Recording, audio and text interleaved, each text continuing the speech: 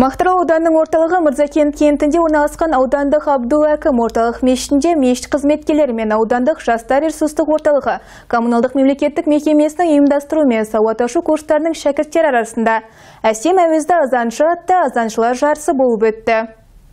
Шараның басты мақсаты жастарды бүгінде қаптаған діни секталар мен адам ойын жылан шарбаған өзге діни ағымдардан сақтандыру, жаман әдеттерден бойды аулақ ұстауға үгіттеп, діни сауаттарын одан әрі арттыру болады дейді аудандық жастар ресурстық орталығының басшысы Сүндет Кенжебаев. Арнайы мынау азан шақыру бойынша аудандағы мешіттерден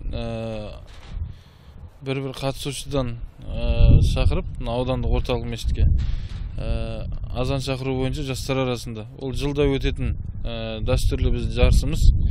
Бұның аясында тағы мынау мешіт жамағаттар арасында спорттық спартакиада жарысымыз бар. Оны мынау біздің алдағы Рамазан айына жоспарлап отырмыз.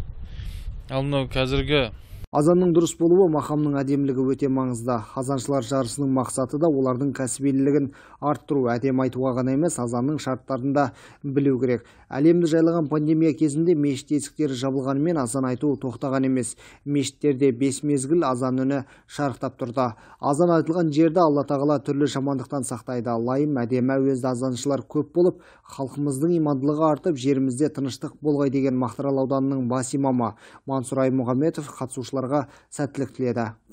Бүгін мына Мақтарал ауданында, Мақтарал ауданы жастар бөлімімен мына бір жақсы іс-шара ұйымдастырылды.